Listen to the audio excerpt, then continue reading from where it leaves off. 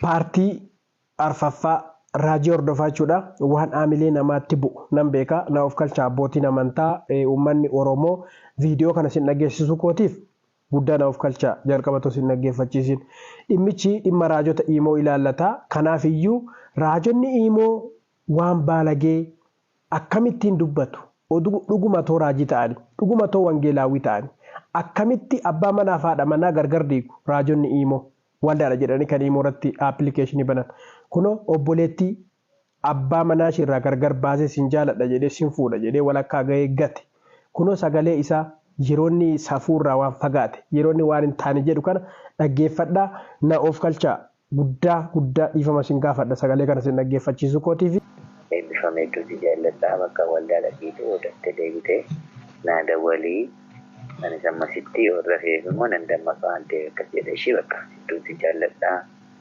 beeytoko qaffata anaa jedhi jaarshii giddii kan waaqeffadhaa sagadaa sirriitti akka ajaa'ibaatti dha bakka yeroo dhuftummoo sirriitti na ammattee raftaati bakka shammasitti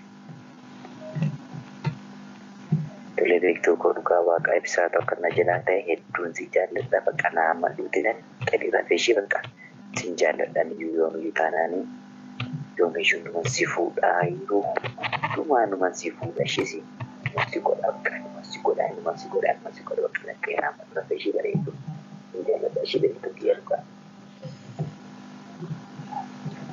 tole beektu kiyya bakka hojii baay'ee qabattee atti fakkaataa hedduu si jaalladha biitti kiyya bakka naamma dhugaa fi bakka baay'ee tokko taateef immoo yeroo iddootti siqatti taanaa dabalee bakka hedduu si jaalladha naamma jedhamu dariidha ani si godhaama jechuudha tole bakkaan tokkanatti fakkaatamu akka yaadattamu morrii baay'ee na qabate dabeetta si godhuudhaaf jedheen ta'aa jirsiisaa jiru.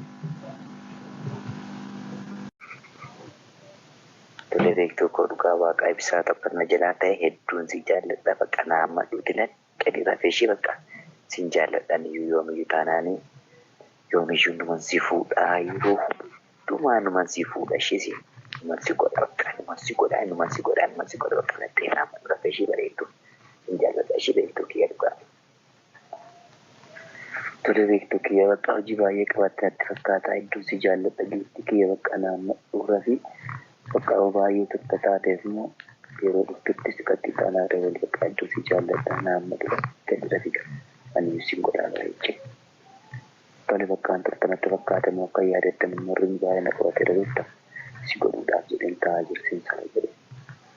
Jecha kana raajii hordofaa kan jedhamutu na qabee halkan mukuchiisa na dhoowwee kan inni rabne godhee jecha kan isumatu naan jedhee sagalee isaa dhaggeeffatu bulootaan koo biyya keessa biyya addaa kan jirutan dhaggeeffadha hundumtu keessi ibsin jechuu nan barbaada sagaleen kana bichaa miti amma mana yaalan jira silkii lamaan waraabee jira gaafan galee mushee mirgaa mirkineeffattu ragaa qubsanan qabaa sagalee shanii hortuu jira silkii koo keessa jira hundi keessan dhaggeeffadha sagalee kana sagalee hordofaa raajii hordofaa kan jedhamu wangeelaawii hordofaa kan jedhamu isuma abbaa manaa keessa naddina baasee halkan keessaa naannoo sa'aatii 9:08 irratti dabalaa kunoo kana haasaa qullaalee kanatti agarsiifadhu naan jedha naaf haraarraa jira qullaalee indastiriisaa naan dhosinan jedha ansuma fuudha naan dhosinan jedheetu sagalee koommoo waraabbatee ani immoo irratti shakkee nama torbaa feenuu kan jedhamtu ana dasseedha tibistu kan jedhamtu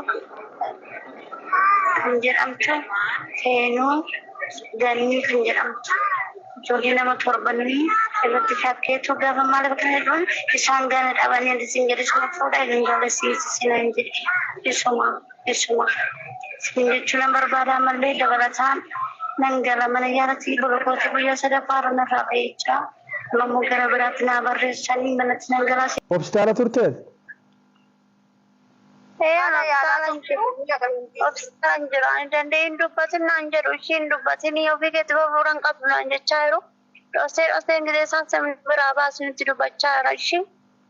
Sababii maal dhukkubsate sababii qullaa sana ol baasee na saaxilaa maatii kootti mul'ataa biyyatti mul'ataa kan jedhu sana naasuu kanaan dhukkubsatte moo ati jalqabumayyuu jaalala isaa jaanni si dhiise dhukkubsatte? Sababii jaalala keessa na galchee sababiin gaala koo diigee mucaan daa'imummaatti jaaladhe diigee sababii gaala koo hin gaddeen sababii gaala koo baay'ee gaddeera bakka na keessaa bahuu hin danda'u birriitti dhufa gaalli koo matumayyuu na keessaa bahuu hin danda'u bakka. Bakka gaa'ela waaqatu namaa kenna kan hiiku seexanaa kan ijaaru waaqayyodha waan ta'eef ati obsii badii kan qabu sidha jalqabayyuu gaa'ela kee dhiistee jaallachuus hin qabdu dogoggora mataa keessatti ofirratti seexana ta'ee rarraba mi'aayee siif hin ta'uudhe sitti raaje dubartii tokko jedha macaafa qulqulluu Qorontoos keessatti dubartii tokko kanatti hiikuu dandeessu yookaan ishiinillee hiikuu kan dandeessu kan heerumuu dandeessu yoo du'e. Ishii yoo duute tokko yoo ejje ishiinis yoo ejjite caaffata ittiin hiiktuu kenniifiitii hiikiidha. Kan kanaan achi qilleensaan asitti raajameef kan hiiki kan jedhu hin jiru siif hin ta'uudha. Inni akkasidha waan ta'eef iyyuu jajjabaadhu hin fayyitaa dhiphina dhiisii hin yaadda'iini sammuu kee firii godhiitii jiraadhu ishii. Ishee bakka gadeen jira isaanii immoo anumatu si fuudha naan jedhe anumatu si fuudha ati akka naan jedhi naan qabeen sagalee kee waraaba naan jedhe. Okay akka bolummaatti edda dubbiin kun jalaa gadi ba'ee anumatu si fuudha waan ta'eef iyyuu akka obbolummaatti si jaaladhe malee gaa'ela kee hin diignee jedhii naasobisiin jedhee. Akkas jedhi naasobin immoo sagalee waraabaati immoo akkas jedhi naasobin aan jedhe iyyee dura naa dabalee akkas naa jedhi ani suma fuudha isaan gaana isaaniitti dhufe. Qoy jalqaba duraan maal siin jedhe raajii hordofaan? Isaan booda mucaa sanii siin ta'uu siin ta'uu calqaba isaa mucaan kun siin ta'uu anatu si fuudhaan inni siin ta'uu ani wajjin gaala godhannaan gaala hin qabu naan jedheetu mucaa na gaddisiise beektaa mucaa na gaddisiise wajjin gaala godhannaan samma unatti gaala naafannee lakkii nun dhorku wangeela jennaan nun dhorku waanuma tokkoyyuu wajjin gaala godhanna nama tokkotti naasan jedheetu biloon na goosise nama hundumayyuu mucaa biloo godhinaan jedhee isatu biloon na godhinaan jedhe malee nufi fi afur hin goone. Sitti raajeetu?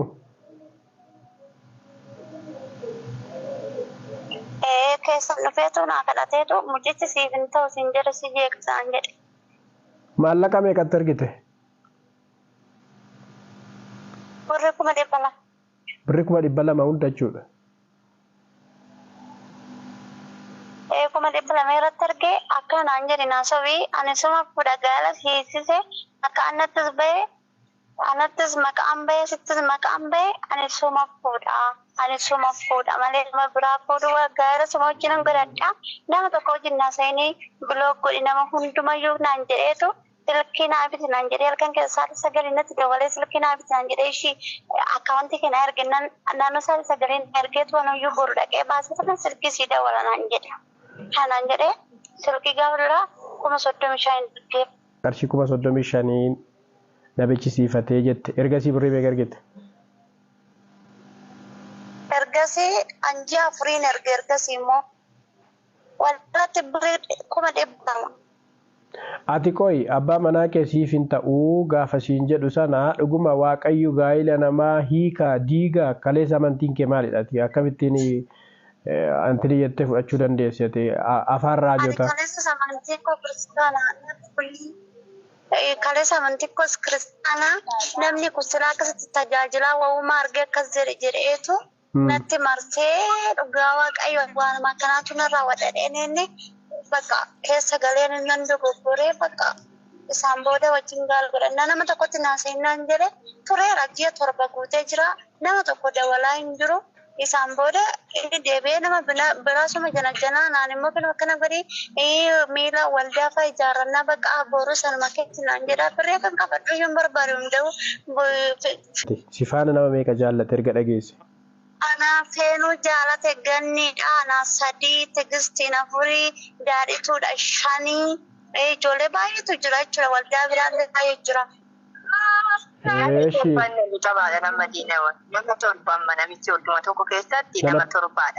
Nama torba? Nama torba. Qoiga obboleetti amma walitti bu'uun keessa maalirraa ka'eetu kan inni sin barbaadu sin jedhee ati aartee dhukkubsatte amma. Naannoo guyyaa gaafa jimaata jechuudha. Gaafa jimaatatti sagalee waan ta'e na dhaqqabee hordofaa kun dhugumaan naan isin gaana ishee wanii dhabdee kan taate ati isin jedhi waan tokko keessa galiin waanuma tokko keessa galtee naariin isaanis sobu na dhabanii gisee hundumayyuu na dawaluu barbaadu amsi wajjin malee nama biraa wajjin iyyuu hin jiru naan jedhe. Tole ati amma nama biraa jaallachuusaa shakkitee gaafannaan hin sobu isaanii sin jedhe. Ani nama biraa na shakkee bakka silkii isaa biizidhamaa silkiin kee biizidhamaa siin jedhen obboleettii koo na dawalaan jedha gisee hundumaa si dawalaan jennaan eeyyani naan jedha gaafa kanatti na shakkeenis beektu. Ishii amma viidiyoo qullaa wayii kan isa bira jiru jira isaan si doorsiseera waan akkanaa dhagee sagalee irratti. Eeyyee bakka toska gootee ani qullaa keessa nan gadhiisa naan jedhe eeyyee. Qullaan sun bira jira amma.